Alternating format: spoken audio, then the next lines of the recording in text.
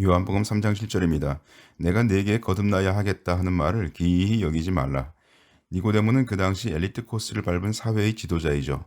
그러나 그러한 그가 가지고 있던 신념을 한 번에 도전할 수 있는 발언을 주님은 하셨습니다. 이제 그러한 주님의 말씀에 대해서 니고데모는 그 말씀이 자신의 상식에 맞지 않다고 하여 배척할 것인지 아니면 그 말씀에 대해서 좀 더 알아봐야 할 것인지에 대한 기로에 놓이게 되었습니다. 주님의 말씀은 니고데모에게는 기이한 발언으로 들렸어요.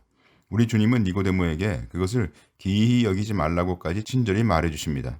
하나님이신 그분이 우리 인간에게 하나님의 진리가 뭔가 지금까지 우리가 알고 있던 것과 다르다고 하여 이상하게 여기지 말라고 안내하셨다는 사실이 놀랍지 않습니까? 한낱 젊은 시골 청년처럼 보이는 자로부터 자신이 굳게 가지고 있던 사상을 송두리째 뽑아버리는 발언을 들은 니고데모는 어떤 마음이었을까요?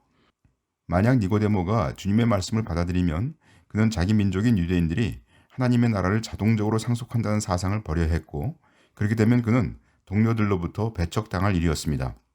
지도자 사회에 있는 자로서 그런 일이 벌어질 것을 그는 당연히 알았겠죠.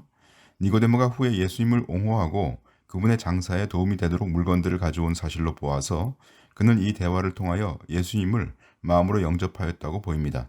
그는 주님의 말씀이 진리라고 받아들인 것이죠. 참된 진리는 우리가 생각하고 있던 상식적인 진리와 전혀 달라서 처음 그 진리를 들을 때 의아하게 생각될 수 있습니다.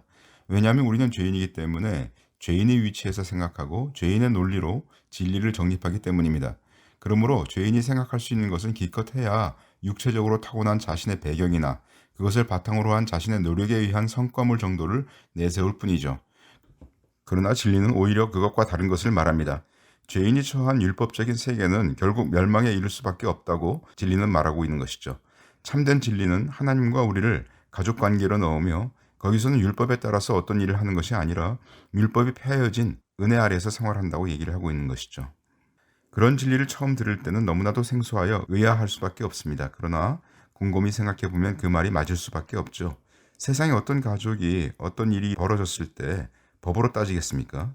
가족이면 당연히 법 아래에 있지 않고 은혜 아래에 있는 관계로 묶인 것이 아닙니까? 그러므로 진리는 멀리 떨어져 있지 않습니다. 다만 죄인된 자들은 눈이 멀었기 때문에 그렇게 생각하지 못하고 보지 못할 뿐이죠. 니고데모는 자신이 소경이었음을 이 순간에 아마 알았을 것입니다.